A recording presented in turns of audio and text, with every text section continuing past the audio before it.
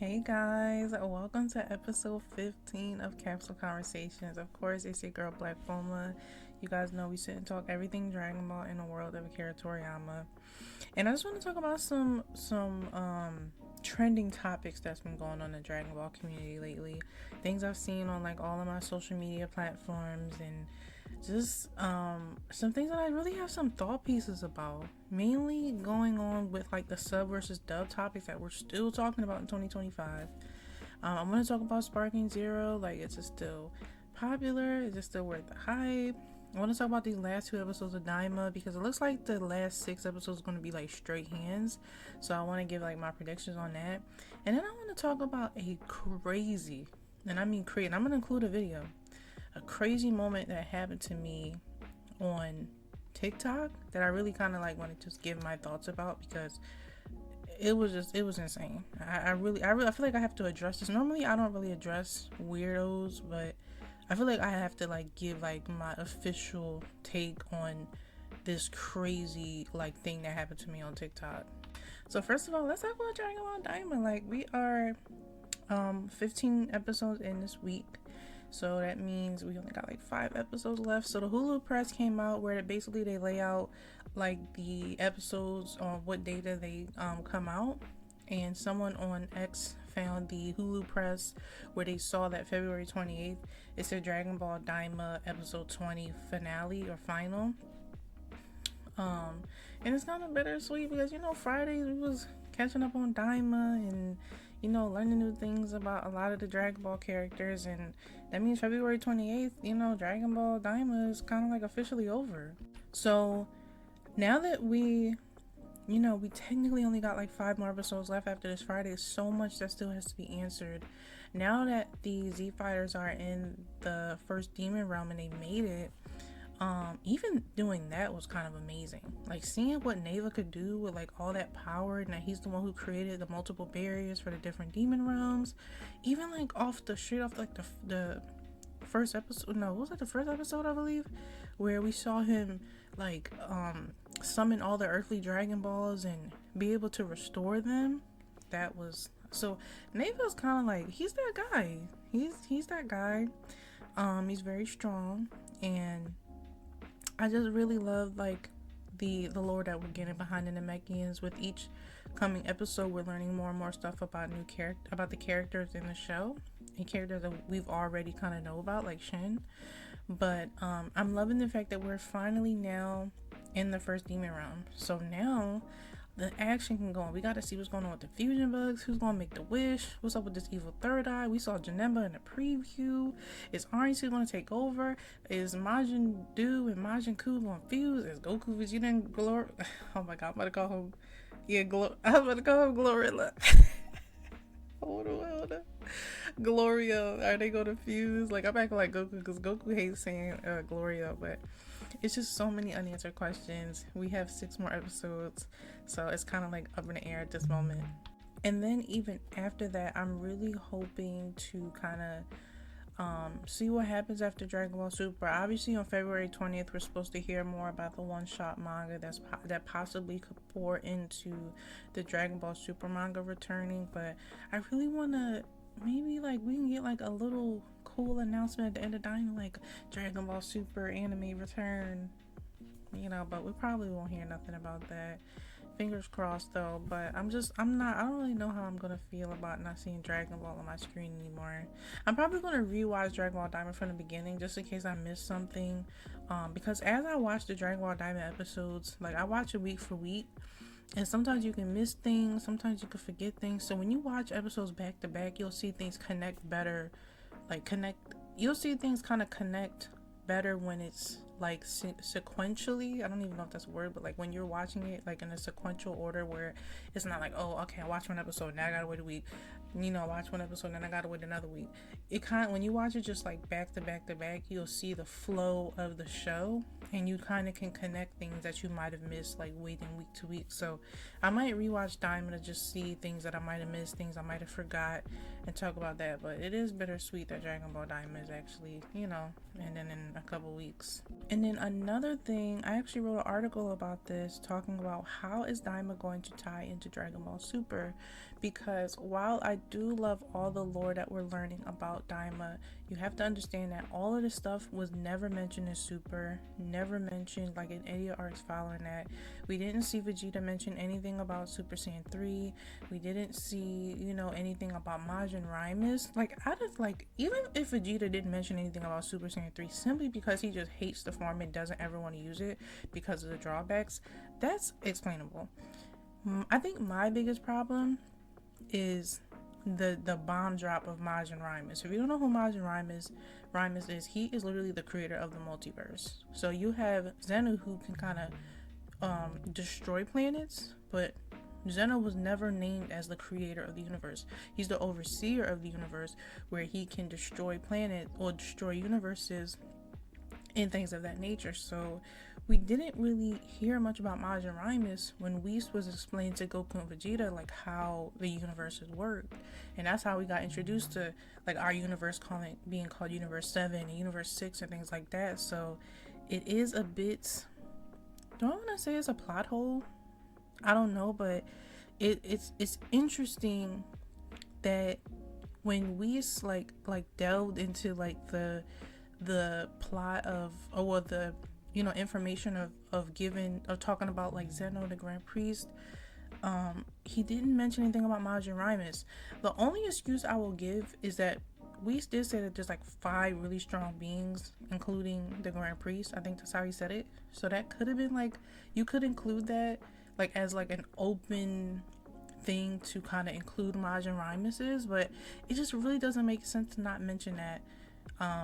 Because it's clear that this Majin Raimus character was an afterthought after Super was done, because Daima is something that was done after Super's completion, so they wouldn't talk about it. But now you have to figure out how to like blend these lores into each other. Now I was going the route of memory loss or some type of, in order to, use Shenron, you make a wish, but it makes everybody's memory gone. I don't know.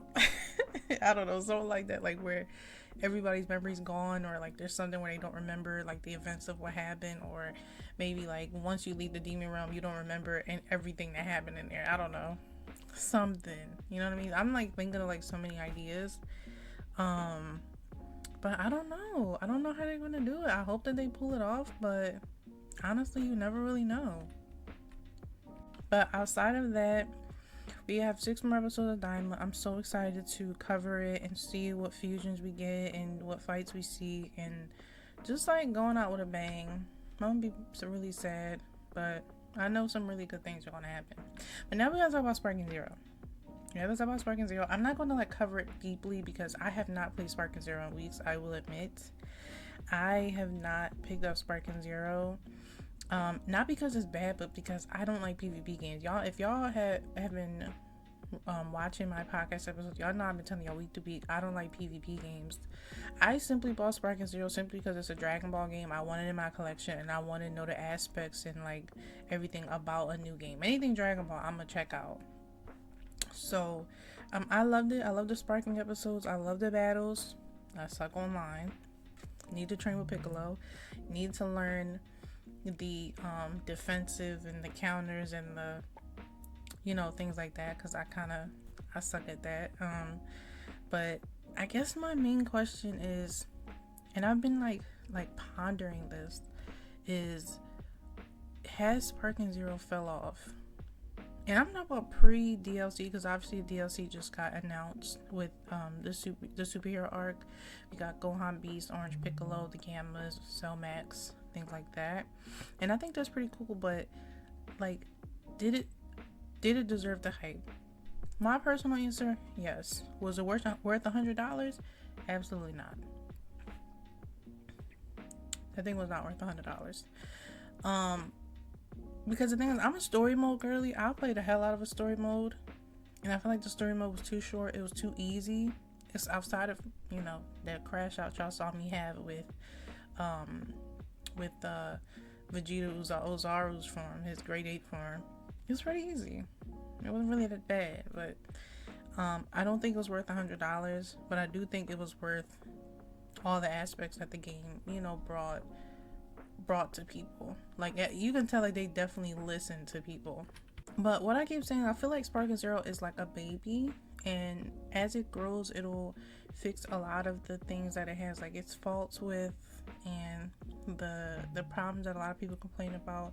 You can really tell that the devs are listening to people. They're fixing things like what Yajirobe and like that balance that it had, and just things that they I think they just want people to have a really good experience with the game. My problem is that I feel like the game heavily relies on counters and defense. I feel like it didn't really put a lot of heavy weight on offense, because the only way to survive in the battles is having a good defense, and I suck at that. I can't even do the Sonic Sway. I can't do it, honey. I tried and I failed.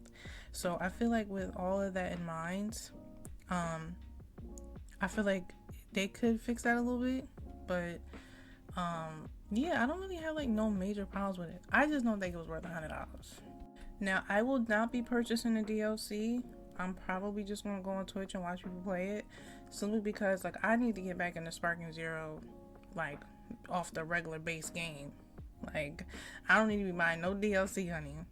I don't need to be buying no DLC because I still can't even get past the regular game, let alone a damn DLC. Like, so if I want to see, you know, Beast Gohan and Orange Piccolo, I'll probably like watch somebody play who's bought it. But yeah, I probably won't be buying it. But hopefully, you know, with all the new things coming out with it and the DLCs and all that other stuff, hopefully that'll make the game a little bit more interesting and still kind of live up to the hype that we all gave it.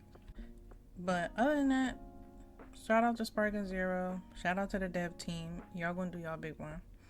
Now, this next topic, I'm not gonna hold you. The only reason why I kind of sped through talking about Daima and Sparking Zero is because I've been wanting to give my take on this forever. And I'm talking about a deep dive take. I'm talking about a Black Bomber rant session on this topic. And I am referring to the freaking dub versus sub debates. And I'm not going to talk about like the universal debate of it just being anime. I want to talk specifically about Dragon Ball. Let me give you a little bit of Black Bomber lore. I grew up watching dub Dragon Ball. I never watched sub. I don't even know what it sounds like.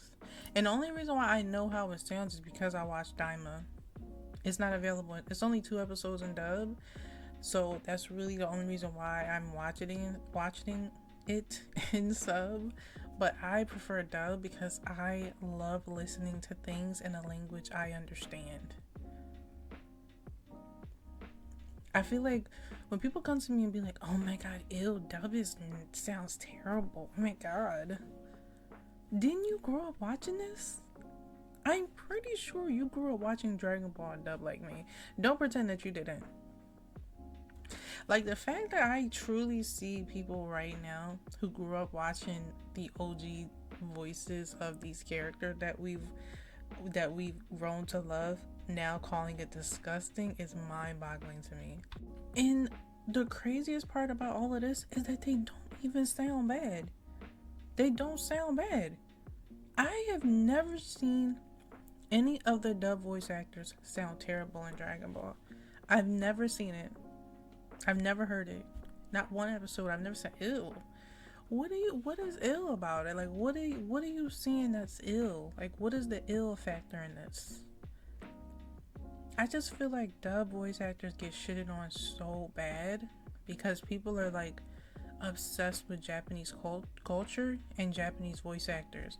And I will continue having this take because you can love both at the same time, right? Because I remember when I grew up watching Dragon Ball, nobody was shitting on the dub voice actors at all. I don't remember no hate for that. I don't remember nobody saying like, oh my god, this sounds terrible, I'd rather in sub. This is a right now thing. This is like things that's happening right now. I've never seen this growing up. And also I feel like if you want to watch something in sub, go the fuck ahead. Nobody gives a fuck what language you want to listen to some shit in. Nobody cares, bro. Like, this is gonna be a BB rant session because it really pisses me off a little bit because it's just like, I feel like sub watchers feel like they need to tell everybody that they watch things and stuff like, I'm so superior than you. Like, I watched the raw version. You're watching this dub translation. You don't really know Dragon Ball like I do. Like, bro, go outside, get some bitches. Like that, like, I'm sorry, but that really just, like, I'd be like, bro, like, it's really not that deep. It really is not as deep as y'all make it to be. I love Dragon Ball in dub because that is my childhood. Watching it in English is my childhood. And anytime anybody recommends an anime to me, I literally only watch it in dub. And I'm not ashamed of that. I don't understand what the competition is, or why every time I watch an anime I'm like getting this ticket to be in a competition of who's the better anime fan. Oh, if you're a manga reader, if you read the manga for this, you're elite. If you're watching this in sub, you're in second place. But if you're watching this in dub, oh god, you're the bane of the anime community. But I just say this to say, watch anime in whatever form or fashion you want to watch it in. Watch it in whatever format, language you want to watch it in. But stop like coming at other people because they choose dub. Like, I thought we was going to end this in 2025. But shout out to the dub watchers. Shout out to the dub voice actors. Y'all be doing y'all big one. I love y'all. Y'all bring so many characters to life. Characters that, you know, make people childhood remember simpler times. Just bring anime to life. Shout out to them dub voice actors. As much hate as they get, it's definitely not deserved, and they really do be doing a big one. So shout out to them. Alright, y'all, this last topic is definitely way off topic. This is not, I mean, it really does connect anime wise, but not Dragon Ball wise. So, as y'all know, TikTok was getting banned in the United States, and I know a lot of people went on TikTok to say their goodbyes and to, you know, just thank the app for everything it did for them, and you know, cry. You know, nothing wrong with that. But there was some people who, I call them basement dwellers. That's my thing. Sweaty, weird incel basement dwellers who decided that they wanted to spend their last day on TikTok threatening me. Like, and it was one person who said it, but I blame them all because there was about 5 or 6 people on this panel that didn't even say nothing when the dude threatened me. And it's very vulgar. So trigger warning to anyone who, you know, might be like a little bit triggered by what I'm about to play, but let's go ahead and take a listen. Just know I voted for you, Ish. She's a weird. I hate Black Boma with a passion. Like, I don't hate anybody. This is the one person I genuinely wish I could like choke her the fuck out type shit. Damn. If y'all get a chance, if y'all get a chance real quick, if you go to McFly's Ish's page on IG, she is in a cosplay of the year, like the. So yeah, that was crazy. I know. I know. And I shouldn't be laughing because that's actually kind of crazy, but I'm not gonna hold y'all. There's a lot of people that don't like me. A lot of people that actually hate me. And that's okay. When you're doing your big one, when you're succeeding, when you're as beautiful as I am, when you've done things that make people jealous of you, or when you just on top like I am, you're gonna have a lot of people that just got hate right built up right here. It's just sitting there festering. You know what I mean? And unfortunately, that's just what comes when you're successful. You have a lot of people that just hate you. And that's okay. As long as you keep that shit away from me. But going on an app as a grown man to threaten me as a woman is crazy work. Bottom of the barrel, bottom line, crazy. And this is the reason why I be telling people I don't never go outside. I stay in my house because people cry. Like, y'all heard that. Like, imagine this man like in my vicinity. Like, out of all the wishes that you could wish for, that's one of your wishes is to harm me, a woman you ain't never met. But this is the reason why I say that the anime community is filled with a lot of people that's not like here, and a lot of them are kind of crazy, and a lot of them really like sit and just hate me for some reason. You know what I mean? And I think that's wild. Like, for whatever reason that you hate me, whatever it is, it's no justification for ever threatening to harm a woman. And that's on a serious note. I know I be joking and playing, but on a real serious note, there is no reason, no excuse for you to ever sit on an app to threaten me openly. That is crazy work. That blew me. That I was like, I hurt you that mad. I really hurt you that bad for you to sit on an app and openly threaten me. That's crazy. And while I don't really take too kind of threats, I just be knowing that a lot of these keyboard sweaty basement dweller dudes, they're not really gonna do anything to me. That's why I'm not really like shaking right now or scared. But I think the most craziest part about that was the fact that even when he said it, nobody on that panel was just like, yeah, you shouldn't really be threatening a woman. Like, that's crazy. Even if that whole panel don't even like me, they'll be like, yeah, well, I don't like Black Bowman either, but I ain't. That's crazy. They should have dropped him. They should have blocked him. But they co-signing it. They just went to the next topic. Man openly threatened a woman. And it's just like, well, okay. Well, anyway. Y'all didn't... Did I hear what I just heard? Gotcha. But I just wanted to kind of just give my, like, a piece on that, because I did share this on my Facebook, and that man got completely roasted by all my followers, supporters, and my friends, so shout out to them. But I just kind of wanted to kind of give, like, my take on that, because I think that was absolutely insane. To know that somebody has that much disdain and hate for me, to the point where, and even as a man, that you sit on an app and threaten to harm me, you got something festering right here. I can feel it coming out of you. It's festering. You got a black heart. You gotta go get healed, honey. Ain't no woman on the internet should ever have you going to the point where you feel like you want to threaten her. Like, that is insane to me. But on a lighter note, thank you to all of my friends, my followers, my supporters, every single person who kind of reached out to me. I ain't gonna hold you. Some of them was kind of they was gonna do something. I was like, y'all need to hold on a little bit. I'm sorry, but they was ready to go to war for me, and I love that for me. I love that people just ready to go to war for me. But I was like, you're not worth it. Nobody's really worth it in the end, honestly. If you're not like physically trying to, like, in my vicinity trying to do something, I don't be caring about what internet warriors be about to do. You feel me? That sounds like stand down, like stand down, honey. Like, so nah, I really fuck with people. I really fuck with all of y'all. The fact that people was ready to like just jump in my defense and, you know, help me and be there for me, I really, that means like so much to me. I can't even put it in words.